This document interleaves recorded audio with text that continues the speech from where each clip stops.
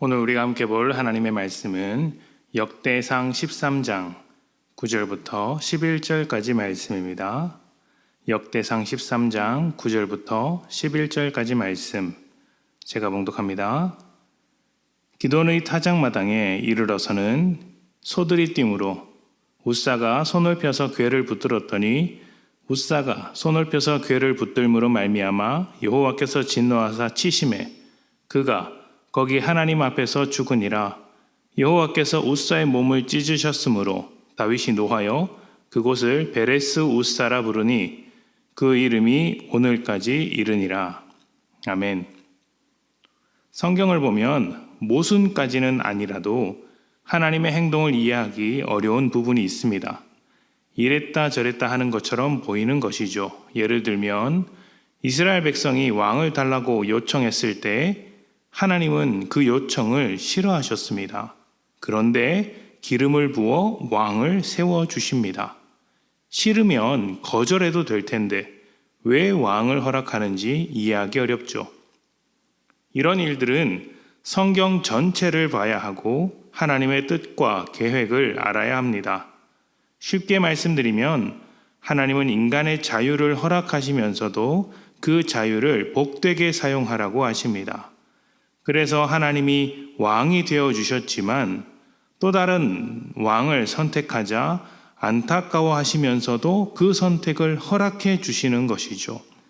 그러나 그 선택을 통해 복된 결과를 만들 수 있도록 하나님의 주권을 인정하며 하나님의 뜻대로 통치하는 왕이 되도록 가르치고 인도해 주시는 것입니다.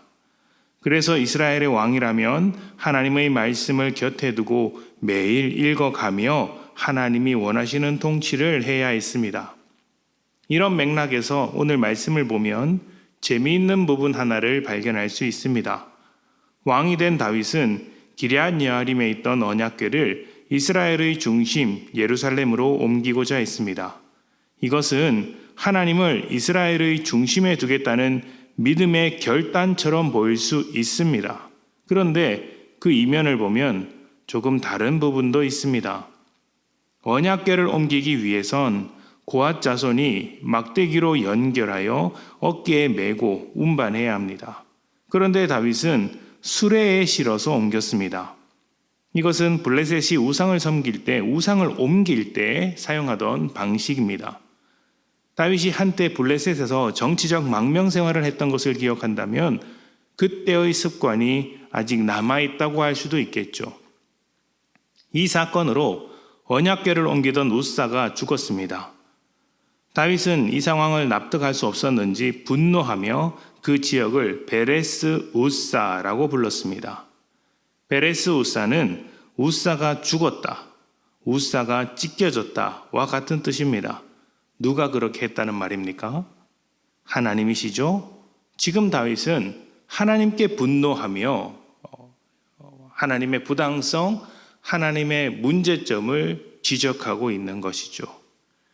하나님은 왜 웃사가 죽도록 하셨을까요? 사실 하나님이 웃사를 죽였다는 표현은 성경에는 나와 있지만 그 맥락을 보자면 하나님이 죽였다라고 말할 수 없습니다. 하나님은 언약궤를 옮기는 법을 다 알려주셨는데 다윗과 부하들은 굳이 블레셋의 방법을 사용했습니다. 무슨 말이냐면 다윗도 율법을, 말씀을 가까이 하지 않았다는 것이죠. 하나님께서 왕을 세울 때 그들에게 기대했던 것은 하나님의 뜻대로 통치하는 것이었습니다. 사울 왕을 한번 생각해 보십시오. 사울 왕은 아말렉 왕을 살리면서 우상에 대한 경각심을 약화시켰습니다. 제사가 순종보다 나은데 말씀을 무시하고 제사장을 죽였으며 세상 여느 나라처럼 우상화 되어버렸습니다. 사울이 죽고 다윗이 왕이 되었을 때 하나님의 요구는 사울과 똑같았습니다. 하나님의 통치를 보여주는 것이죠. 그런데 다윗이 언약궤를 옮기는데 블레셋의 방법을 사용합니다. 우상의 문화를 아무 거리낌 없이 받아들이고 있는 것이죠. 웃사의 죽음은 이런 배경을 갖고 있는 것입니다. 그리고 사실 하나님께서 그를 쳤다라고 기록되어 있지만 하나님의 말씀대로 하지 않아서 죽음을 자초한 것입니다. 사실은 다윗이 분노해야 될 것이 아니라 하나님께서 분노해야 할 상황이죠. 그럼에도 하나님은 다윗이 언약궤를 오벳에돔의 집에 두고 왔을 때 그 집에 복을 더하셨습니다. 왜 복을 더하셨을까요? 다윗으로 하여금 하나님이 어떤 분이신지를 보여주는 것이죠. 알게 하시는 것입니다. 하나님은 복된 분이시고 하나님과 함께 했을 때, 하나님의 말씀을 따랐을 때 어떤 결과를 맞이할 수 있는지 알게 하시는 것입니다. 그래서 결국 언약궤는 이스라엘로 들어오게 됩니다. 하나님은 이스라엘이 하나님의 은혜 가운데서 살기 원하셨습니다. 하나님의 통치 아래서 살라고 하십니다. 그런데 그들은 늘 실패합니다. 다윗도 넘어지고 실패합니다.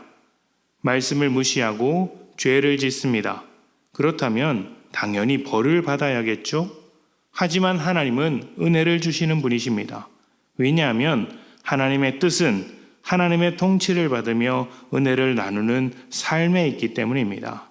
그래서 은혜를 모르고 살아가는 죄인, 은혜를 받을 자격 없는 사람에게도 은혜를 주십니다. 그 은혜를 알고 하나님의 통치 아래로 들어오라 말씀해 주시는 것이죠. 하나님의 뜻은 분명합니다. 우리가 하나님의 자녀로 하나님의 통치 안에서 살아가는 것입니다. 우상은 하나님의 뜻을 거절하게 만듭니다. 모든 우상을 뒤로 하고 하나님만 바라보며 달려갑시다. 우리가 연약해도 살리시는 하나님, 넘어져도 복 주시는 하나님께 감사하며 하나님의 통치 안에서만 살아가시기를 축복합니다. 함께 기도합시다.